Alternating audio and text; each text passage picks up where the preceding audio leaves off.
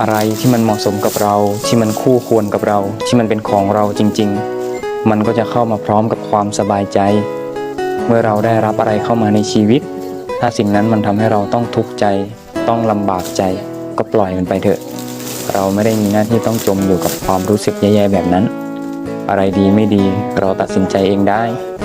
อย่าให้ความรู้สึกที่ย่ำแย่มันครองใจของเรานานนักเดี๋ยวเราจะพลาดโอกาสดีๆที่เข้ามาหาตัวเราได้